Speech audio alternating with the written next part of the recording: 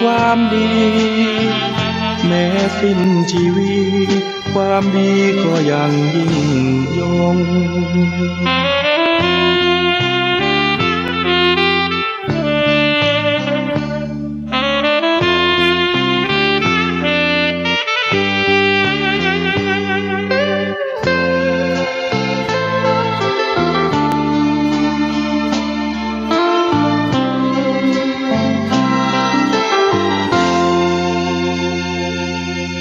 พนมมือพร้อมขอก้มลงกราบใจมันยอมรับประดับไว้ในชีวิตชั่วลูกเลนหลานตราบนานละลึกความดีแม้สิ้นชีวิตความดีก็ยังยิ่งยง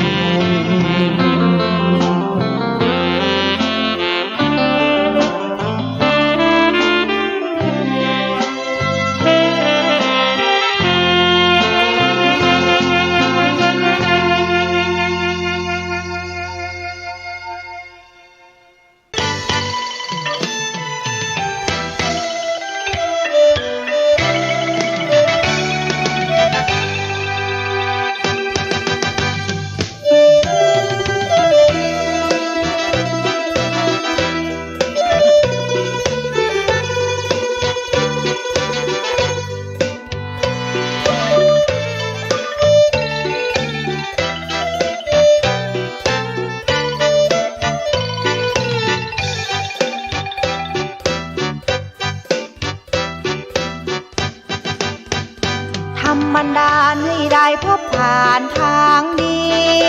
ขอเชิญชวนน้องพี่ฟังธรรมะนำใจสิ้นทุกทนพบสุขล้นทันใดมีพระธรรมนำชัยเป็นหลักน้อมนำแนวทางฟังธรรมสู่ใจให้รู้ปล่อยรู้วางกระจ่างทางสุขสันต์รู้เท่าทันใจเป็นสุขทุกคืนวันยังสร้างสวรรค์เพราะมีธรรมนำใจ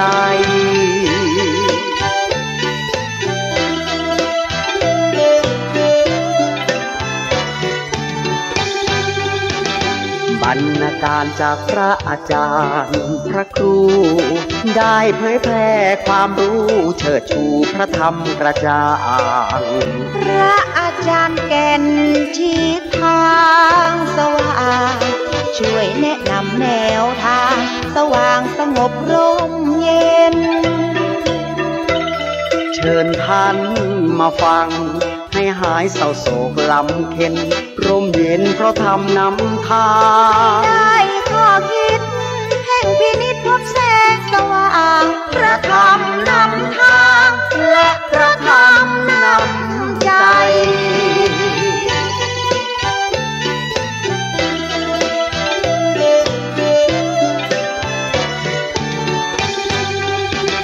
พระอาจารย์ท่านได้สืบสานมั่นคงพระครูประหลัดกิตติพงษ์มีจิตจำนงกล้าแก่วัดสันขยอมอำเภอสันทรายเผยแพร่อุโบสถไม้สักงามแท้และดูเป็นทรงล้านนาธรรมะสู่ใจให้ท่านได้ห่างโรคภัย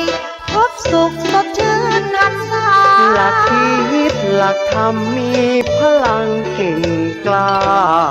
เชิญฟังเถิดนะธรรมะธรรมาสู่ใจ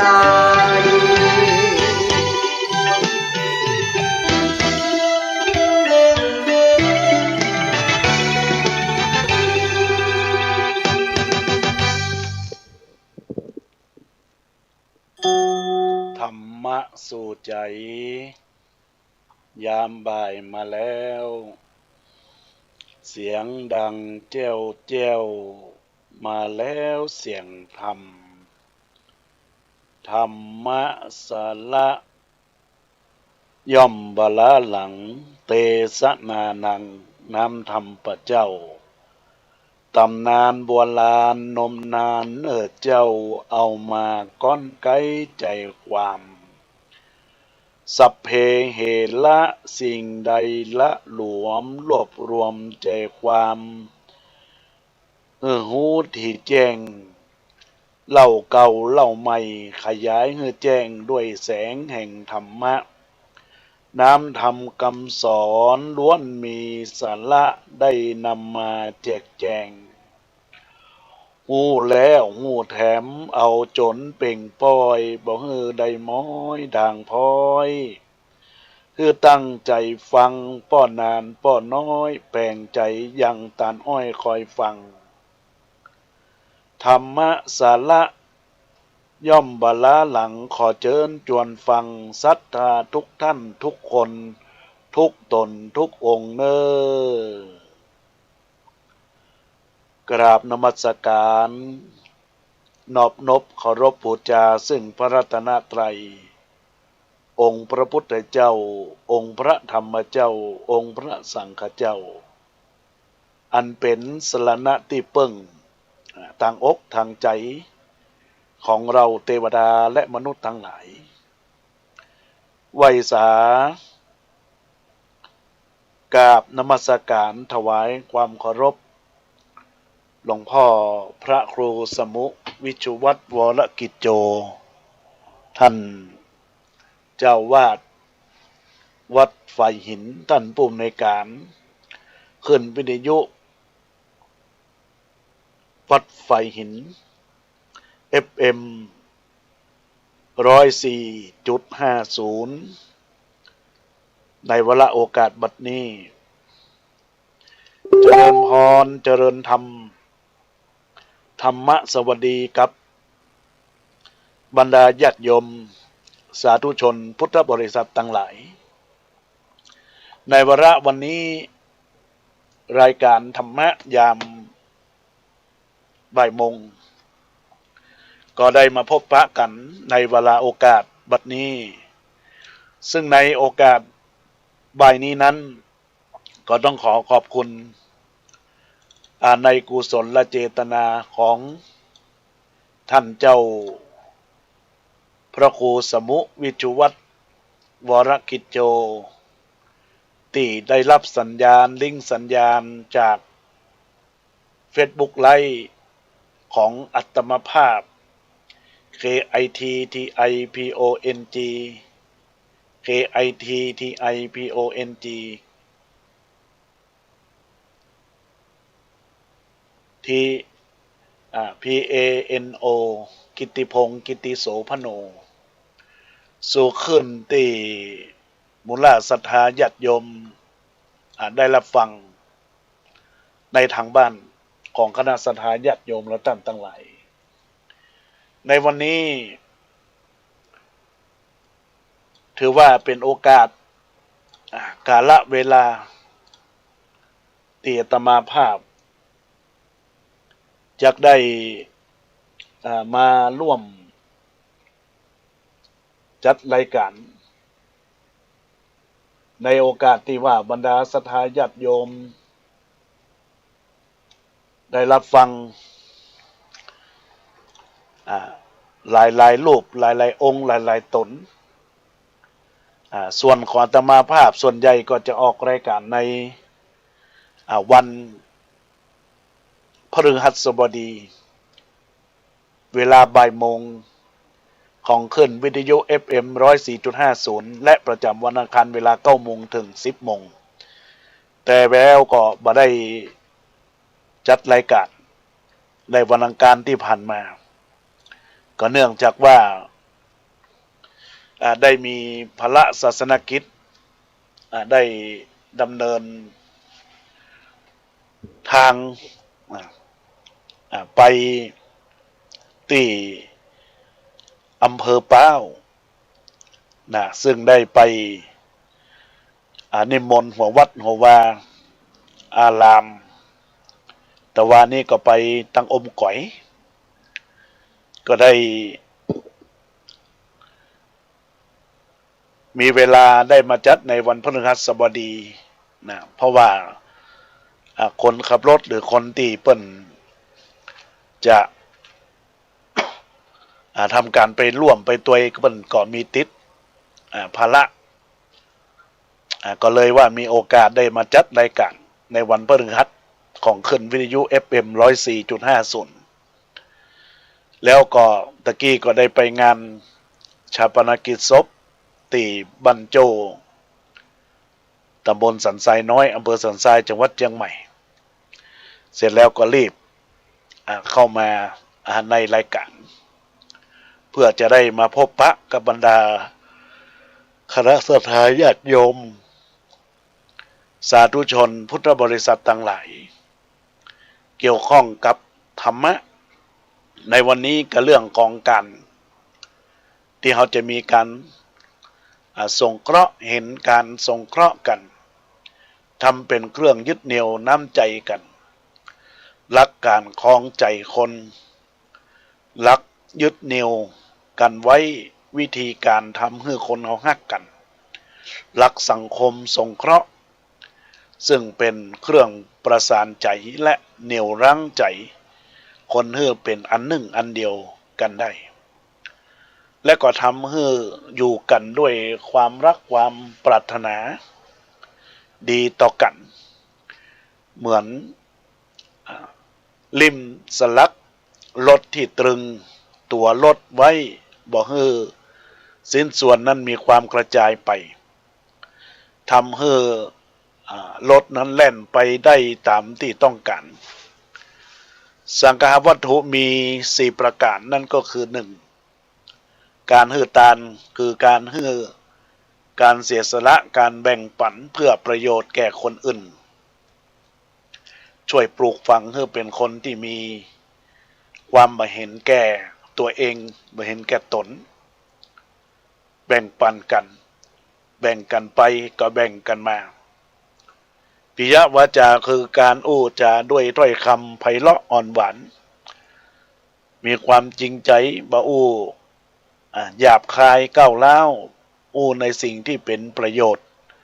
เหมาะกับกาลเทศะพูดอู้ดีต่อกันอู้จาจับใจกันแล้วก็เรื่องของอัตถจริยาก็คือการช่วยเหลือกันและกันช่วยกันจัดกิจการกันไปประสานซึ่งคือก็เกิดในข้อ4ก็คือสมานัตตาการเป็นผู้มีความสม่ำเสมอโดยประพฤติตัวให้มีความเสมอต้นมีความเสมอปลายวางตัวให้ดีนิสัยใจคอเป็นหลักแห่งการที่จะเป็นการปฏิบัติหลักธรรมในข้อนี้ก็สามารถที่จะศึกษาเพิ่มเติมจากราชบัณฑิตพจนานุกรมเพื่อการศึกษาพุทธศาสตร์แล้วก็ยิ่งในส่วนของหลักของสังฆวัตถุนั้นญาติโยมทั้งหลายได้มีความร่วมกันเป็นไปได้โดยการที่สังฆวัตถุนั้นเป็นธรรมที่เป็นที่ตั้งแห่งการสงเคราะห์โดยตรงทำเป็นเครื่องยึดเหนี่ยวน้ำใจกันและกันรักการคล้องใจคนรักยึดเหนี่ยวใจคนวิธีทำให้คนฮักหลักของสังคมสงเคราะห์ซึ่งเป็นเครื่องประสานใจและเหนี่ยวใจเหนี่ยวรั้งให้คนเฮานั้นเป็นน้ำหนึ่งอันเดียวกันทำให้อยู่กันด้วยความปรารถนาดีเหมือนกับริมสลักรถตรึงตัวรถไว้บ่ให้ชิ้นส่วนนั้นกระจายไปไหนทำให้รถแล่นไปได้ตามที่ต้องการสังฆวัตถุมีที่กล่าวตะเกียตานญาติโยมปิยวาจาอัตถจริยาสมานัตตาคือการให้ทานโดยการให้สิ่งของให้ปัจจัยเงินทอง สาระประโยชน์ที่ก่อเกิดการแบ่งปันเพื่อประโยชน์แก่คน โดยไม่เห็นแก่ตัวแก่ตนแล้วก็ไม่เห็นแก่อมิตรสินจ้างมีการแบ่งปันแบ่งกันไปแบ่งกันมาแบ่งปันกันก็เรียกว่าปิยวาจาก็อู้จาด้วยถ้อยคำไพเราะอ่อนหวานจริงใจบ่อู้หยาบคายก้าวร้าวอู้ในสิ่งที่เป็นประโยชน์เหมาะสมกับกาลเทศะอู้ดีต่อกันและกันประการที่ลักก็คืออัตจริยาช่วยเหลือกันเนี่ยช่วยกันไปช่วยกันมาเป็นการสงเคราะห์เป็นการสังเคราะห์กันและกันโดยเฉพาะแล้วเมื่อมีความสม่ำเสมอประพฤติตัวมีความเสมอต้นมีความเสมอปลายวางตัวดีกันนะวางตัวดีต่อกันเป็นกันเอง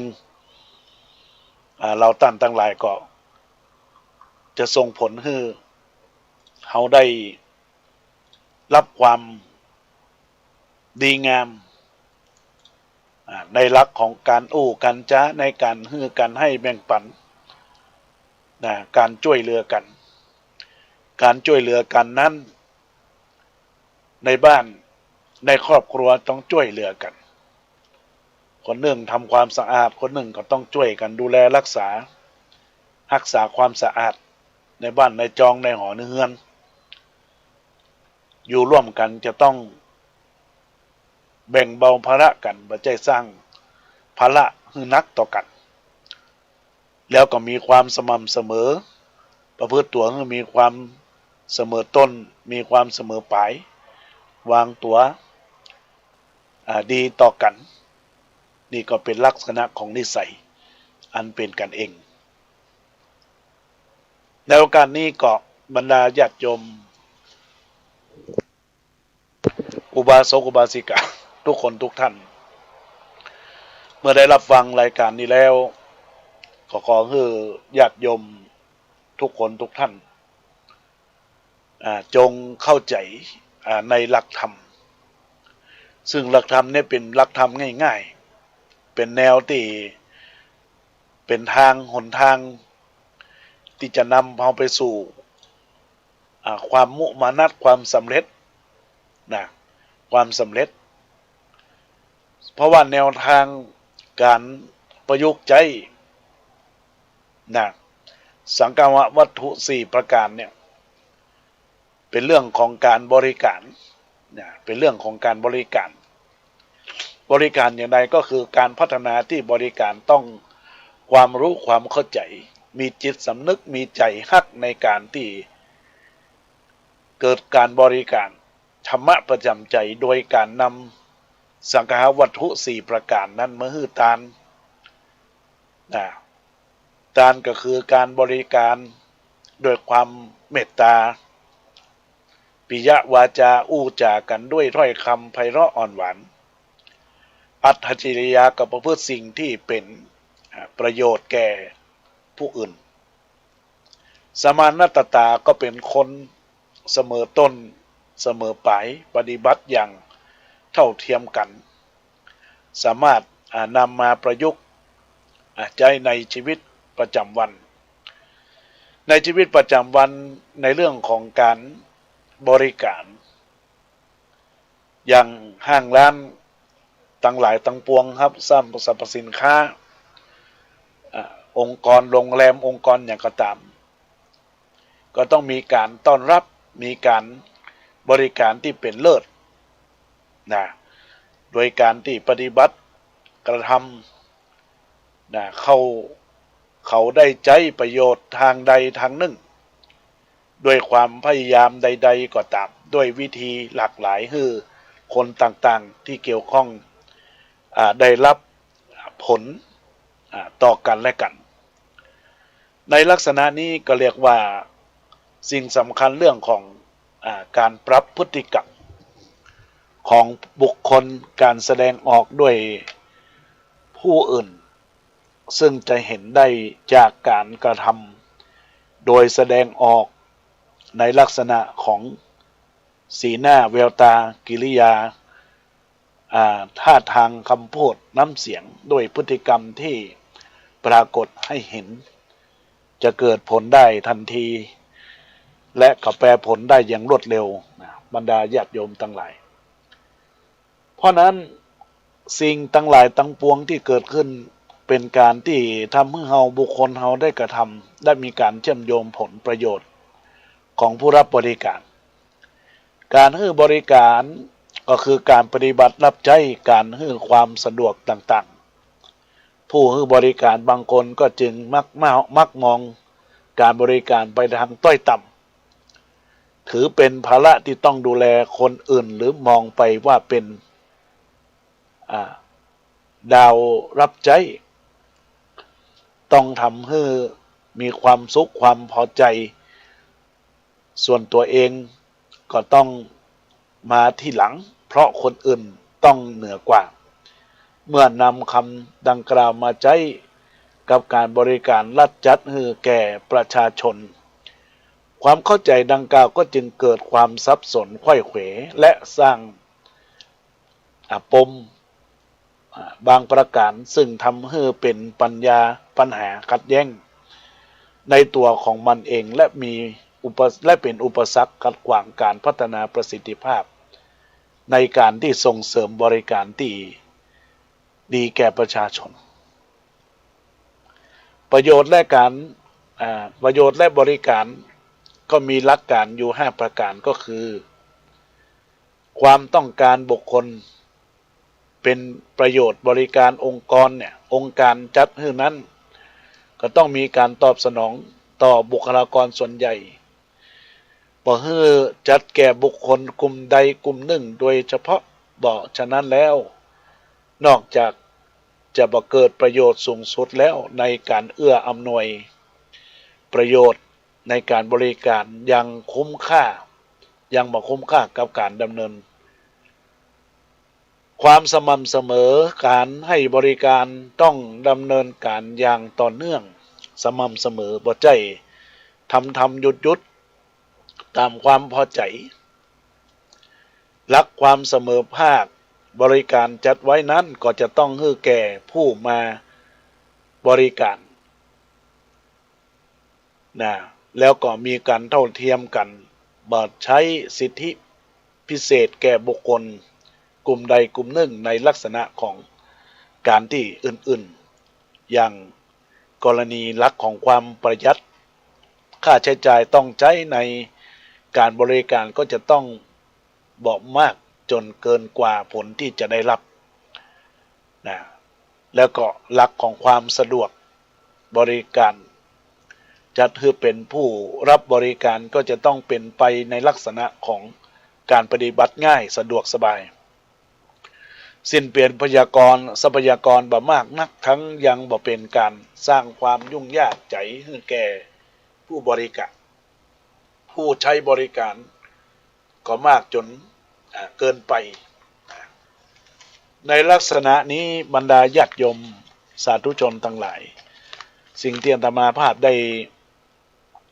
อุจาเนี่ยก็เป็นหลักของการเป็นอยู่ในชีวิตของญาติโยมทุกท่านทุกคนการทำงานตามหลักสังฆวัตถุก็คือการทำงานด้วยมีความแจ่มใสมีความมุมานะมีความตั้งใจที่จะกระทำในสิ่งที่เป็นประโยชน์ต่อกันและกันในสิ่งที่เป็นสภาวะที่มาบังเกิดขึ้นในชีวิตประจำวันของเราทั้งหลายดังนั้นแล้วเมื่อบรรดาญาติโยมสาธุชนทั้งหลายได้ฟังแล้วก็พยายามติดตามไปโดยที่บรรดาญาติโยมลองพิจารณากับสิ่งที่ได้มาบังเกิดขึ้นใน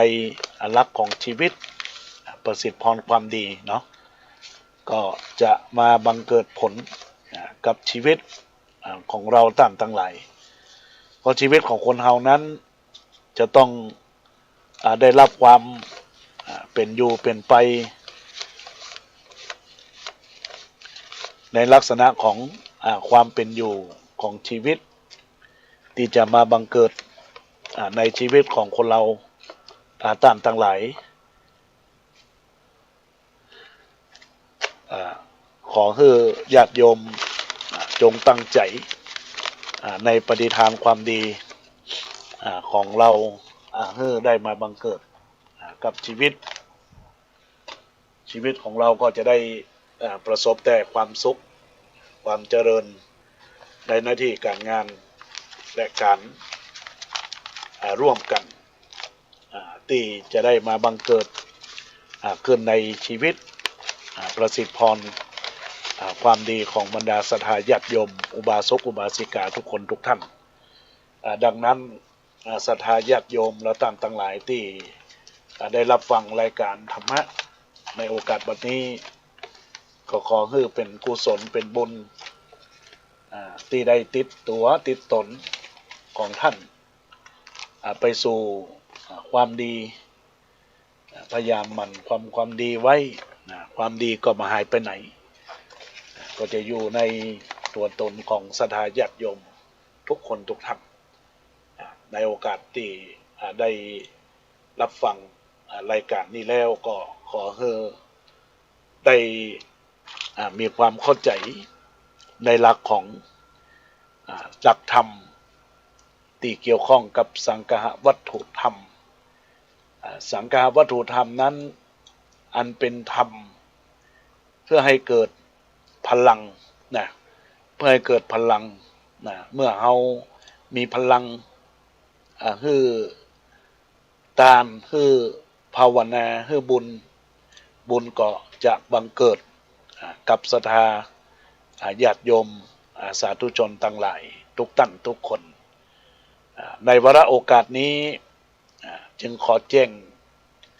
กับศรัทธาญาติโยมทุกคนทุกท่านนะว่าความเป็นชีวิตของคนเราเนี่ยเมื่อมี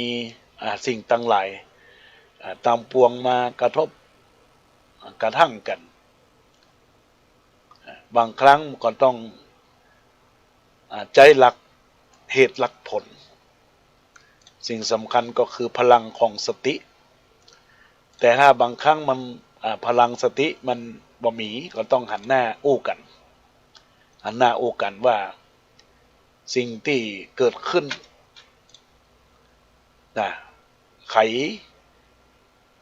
เป็นอย่างไรทำไมจึงเกิดผลนี้นะเมื่อบังเกิดผลนี้แล้วเนี่ยเราจะแก้ไขจังใดนะมันก็คือการปรับปรุงเพื่อที่จะได้ไปแก้ไขไปแก้ไขความแก้ไขคือปัญญาถ้าบ่แก้ไขปัญญาก็บ่เกิดญาติโยมเพราะฉะนั้นหลักธรรมที่ได้กล่าวดังนี้ไปแล้วนะญาติโยมสาธุชนทั้งหลายก็คือชีวิตของคนเรานี่ได้พยายามขับเคลื่อนกับสิ่งที่มันเกิดขึ้นนะเมื่อสิ่งต่างหลายต่างปวงคือพยายามขยันในสิ่งที่เราจะต้องมุ่งมั่นขยันในการทำงานขยันในการที่ช่วยเหลือกันและกันนะสิ่งสำคัญก็จะเกิดผลของมันก็คือความสุขความสุขนะแต่ว่าบางคนเนี่ยญาติโยมทั้งหลายได้ชอบ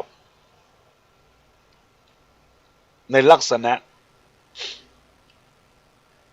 ที่บ่ไปด้วยเหตุผลบางครั้งความเหตุผลนั้นอาจจะเป็นสิ่งที่บรรลุบรรลอยนะเพราะฉะนั้นละญาติโยมทั้งหลายก็จึงได้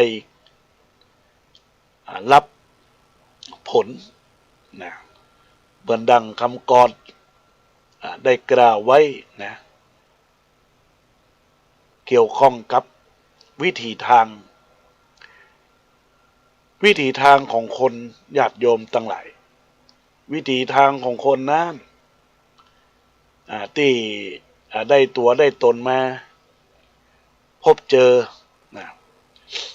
เหมือนกับคำที่ว่าคิดก่อนจึงค่อยทำจงจำไว้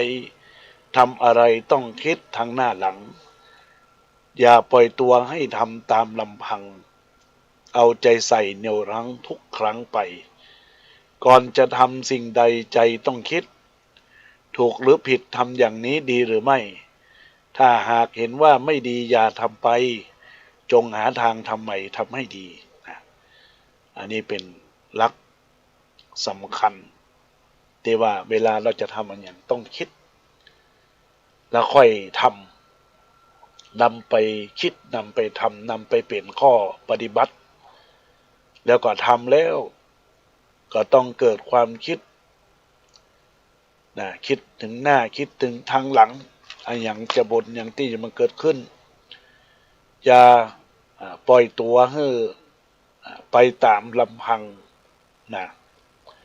ต้องมีใจเหนี่ยวรั้งทุกครั้งทุกอย่างอันนี้ก็เป็นสิ่งสำคัญก่อนที่เราจะทำสิ่งใดใจมันต้องคิดไปก่อนอันไหนถูกอันไหนควรอันไหนไม่ควรอันไหนผิดอันไหนพลาดเมื่อเราทำถูกมันดีก่อนถ้ามันดีก็ทำต่อไปแต่ถ้ามันผิดเมื่อมันผิดก็ต้องทำให้ใหม่ทำให้ใหม่ถ้าหากเห็นว่าไม่ดีก็ทำใหม่ทำไปหาทางที่แก้ไขไปสู่คนดีวิกฤตเป็นโอกาสวิกฤตเป็นโอกาสนะญาติโยมทั้งหลายดังนั้นเมื่อหลักที่กล่าวไว้ดังนี้มันมีข้อสำคัญคือคนเฮาได้มีสติญาติโยมทั้งหลายมีสติเพราะธรรมะขององค์พระพุทธเจ้า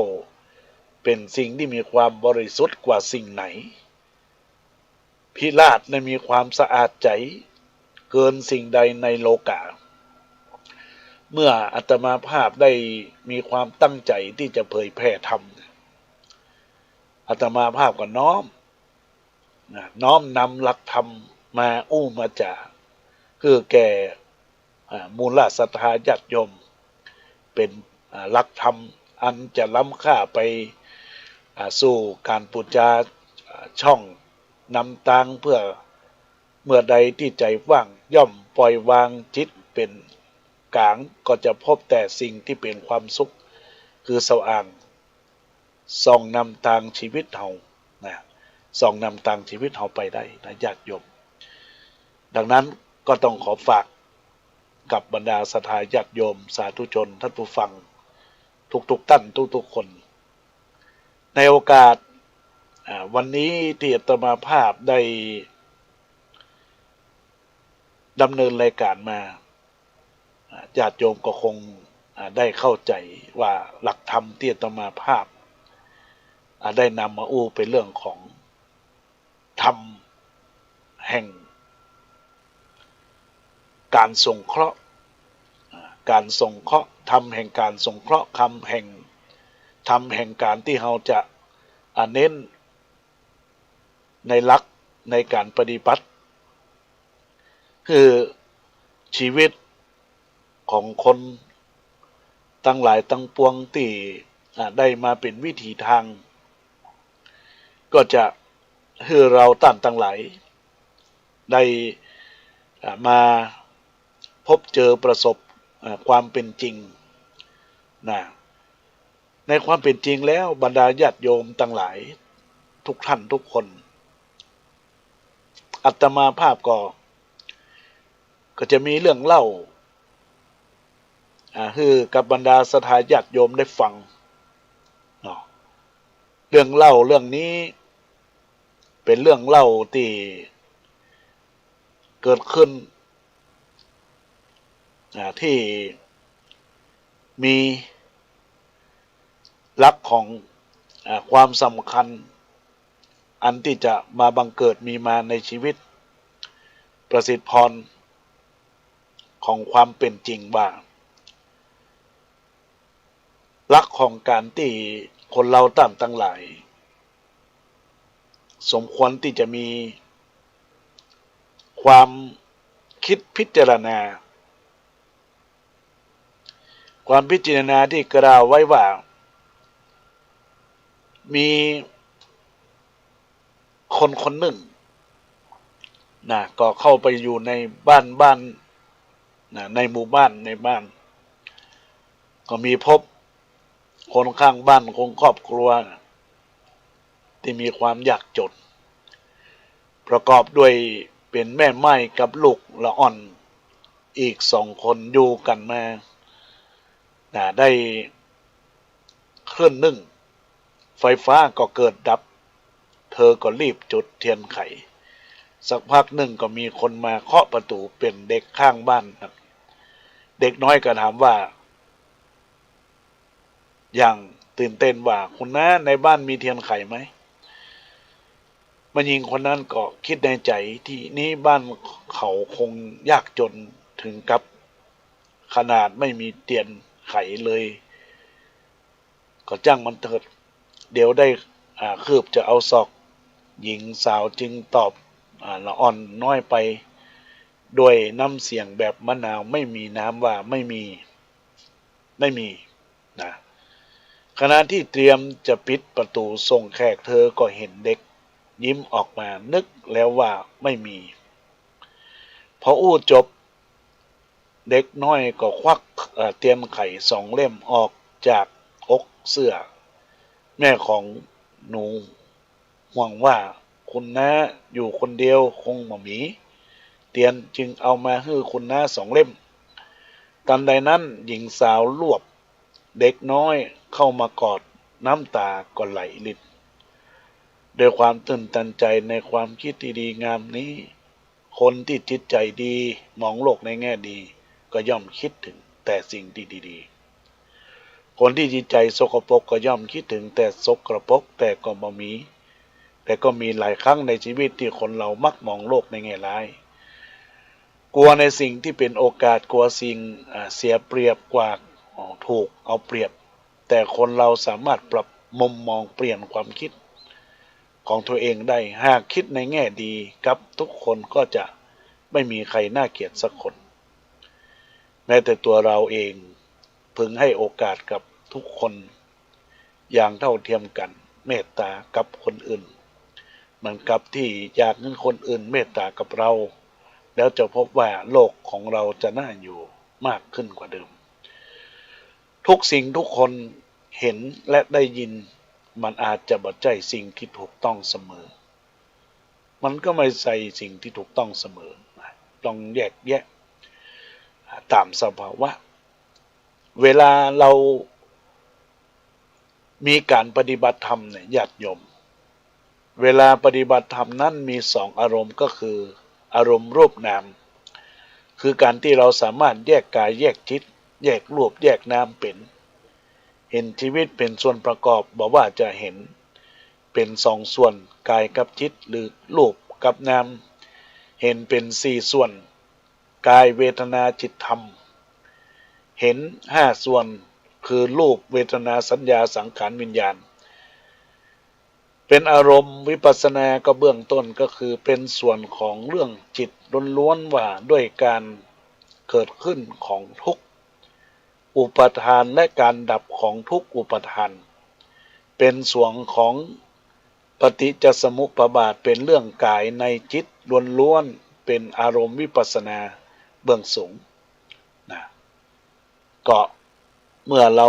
รู้กำหนดสิ่งทั้งหลายกำหนดทุกเนี่ยก็คือมี2 อย่างทุกขังในไตรลักษณ์เป็นธรรมชาติต้องเป็นไปทุกอุปทานในอริยสัจเป็นผลจากความไม่รู้ความอวิชชาความไม่รู้ในทุกข์ไม่รู้ในสิ่งที่ทำอยู่มันเกิดความทุกข์นะดังนั้นแล้วญาติโยมสาธุชนพุทธบริษัททั้งหลายจง ได้มาใส่ใจกับการปฏิบัติธรรมจนได้รับผลการปฏิบัตินั้นเป็นที่พึงพอใจเป็นที่พึ่งนะของตนได้อย่างแท้จริงนั่นแหละคือยาอายุวัฒนะที่สามารถต่ออายุให้ครูบาอาจารย์ได้อย่างแท้จริงครั้งหนึ่งเคยอ่านเจอว่าเราภิกษุทั้งหลายได้อวยพรให้กับสมเด็จพระพุทธภาคเจ้ามีอายุยืนยาวมีพระพุทธเจ้าจึงตรัสว่าเราจะมีอายุยืนยาวด้วยคำอวยพรนั้นย่อมเป็นไปบ่ได้แต่การที่ท่านทั้งหลายช่วยแบ่งเบาภาระด้วยการมุ่งมั่นปฏิบัติและการทำกิจแห่งการช่วยเหลือผู้อื่นหรือพ้นทุกข์นั่นก็ต่างหากคือสิ่งที่ควรทำนะสิ่งที่ควรทำควรรู้นะญาติโยมทั้งหลายในโอกาสนี้ก็คือญาติโยมทั้งหลายได้มีความตั้งใจรับฟังไปแล้วในสารธรรมต่างๆที่อาตมาภาพได้อู้จาก็เป็นเรื่องราวที่สามารถจะยืนยัดในหลักของธรรมชาติในของชีวิตประสิทธิพรความดีที่จะมาบังเกิดในชีวิตของท่านในชีวิตของท่านนี้ก็ต้องมีความมุ่งหมายมีความมุ่งมั่นในตัวตนในหลักของชีวิตก็ที่สิ่งที่จะมาบังเกิดในตัวตนก็จึงบ่งบอกถึงชีวิตกับตัวเองเพราะฉะนั้นแล้วบรรดาญาติโยมสาธุชนทั้งหลายทุกคนทุกท่านที่ได้รับฟังรายการอยู่ในขณะนี้เนาะก็คงจะเป็นห่วงเวลาห่วงสุดท้ายของเวลาหากว่าญาติโยมจะโทรศัพท์เข้ามาทักทายเอื้อนเอ่ยเข้ามาก็ขอเจริญพรได้เป็นกุศลเป็นบุญกับทุกคนทุกท่านในวาระโอกาสที่ได้รับฟังรายการธรรมะยามบ่ายโมงนี้ก็ขอเจริญพรญาติโยมได้โทรศัพท์เข้ามา0962629694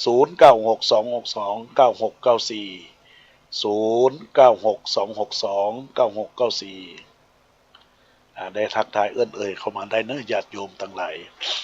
ในโอกาสนี้ท่านใดที่รับฟังคลื่นวิทยุ FM 104.50ในเวลานี้ก็ทักทายเข้ามาเอื้อนเอ่ยเข้ามาได้เนื้อญาติโยมสาธุชนต่างหลายที่ได้รับฟังในการจัดดำเนินรายการชีวิตประสิทธิพรซึ่งความดีความงามกับตัวตนทุกคนทุกท่านเพราะฉะนั้นเมื่อทุกคนทุกท่านได้มีความตั้งใจในการรับฟังก็อนุโมทนาขอบคุณกับกุศลเจตนาที่เกิดจากการรับฟังได้ไวสาท่านเจ้าพระครูจันทสรการเจ้าวัดวัดตงหมื่นน้อยท่านคุณโยมแม่จิตราชัยชาญไพลินขันธนาเกษณีชัยเทพคุณโยมเล็กมิ้นคุณโยมพัชรินแซ่เตียคุณโยมกิรดาพฤกษาเลิศคุณโยมป้อนานอินสมเตปินตะปินเตปิน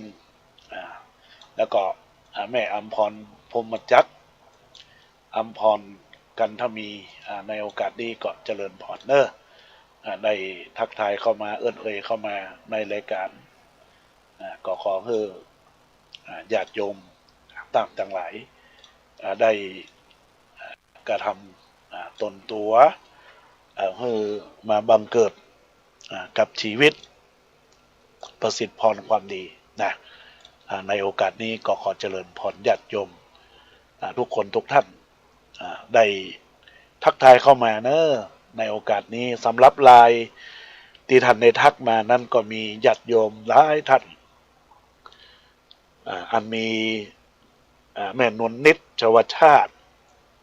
ได้ทักเข้ามาในรายการแล้วก็มีบรรดาญาติโยมสาธุชนพุทธบริษัทต่างหลายแม่ศรีพันธ์ แม่ศรีพันธ์พร้อมครอบครัวเนาะได้โทรศัพท์ติดตามแม่นวลนิดชวชาติเนาะได้ทักทายเข้ามาในรายการนี้เป็นรายการพักบ่ายท่านใดที่รับฟังอยู่ทางบ้านเนาะจะโทรศัพท์เข้ามาเอ่ยมาก็เจริญพรเบอร์โทรศัพท์096 262 9694 096 262 9694ได้ทักเข้ามาเนอะญาติโยมต่างหลายในเวลาโอกาสนี้ก็เป็นบุญเป็นกุศลที่ได้รับฟังรายการธรรมะไปแล้วท่านใดจะทำความรู้สึกดีรู้สึกได้รู้สึกเป็นก็ขอให้ญาติโยมและท่านทั้งหลายทุกคนทุกท่านได้รับฟังในรายการในครั้งนี้โอกาสดีจะได้มาบังเกิดกับชีวิตกับตนตัวทุกคนทุกท่านในชีวิตของเรานั้นเมื่อได้มาพบเจอสิ่งทั้งหลายทั้งปวงก็ขอให้สิ่งทั้งหลายทั้งปวงเนี่ยจงมาบังเกิดขึ้นในชีวิตประสิทธิ์พรความดีในโอกาสนี้ก็ขอให้ญาติโยมทุกคนทุกท่านได้ตั้งใจรับฟังรายการแล้วท่านใดจะมีหยังเอ่ยเข้ามาก็เจริญพรได้เนอะญาติโยมทั้งหลายในชีวิตความดีที่จะมีตัวตนลักษณะของชีวิตที่จะได้มาบังเกิดในความเห็นในความต่างในหลักธรรมเนี่ยญาติโยมพระพุทธเจ้าพระองค์ทรงแสดงธรรมพระองค์เน้นในเรื่องของการอยู่ร่วมกันการที่เรามายึดมันถือมั่นการบ่ายึดเหนี่ยวนำใจผู้อื่นก็คือมีหลักของเครื่องยึดเหนี่ยวน้ำใจของผู้อื่นคือยึดถือยึดปฏิบัติเป็นการผูกไมตรีเอื้อเฟื้อเกื้อกูลเป็นลังสงเคราะห์ซึ่งกันและกันซึ่งกันและกันโดยเฉพาะแล้วจะมีการช่วยให้เฮาเป็นคนมีจิตใจหนักแน่นบโลเลรวมทั้งยังเป็นการสร้างความนิยมและไว้วางใจแก่ผู้อื่นแก่ผู้อื่นดังนั้นก็ขอฝากหลักธรรมสังฆวัตถุได้เพิ่มเติมสรุปญาติโยมต่างหลายตอนนี้อาจจะมามีญาติโยมโทรศัพท์มานอก็จะได้สรุปรายการเราจะได้พบปะกันในสัปดาห์หน้าตรงกับวันอังคารวันที่17ธันวาคมพุทธศักราช2506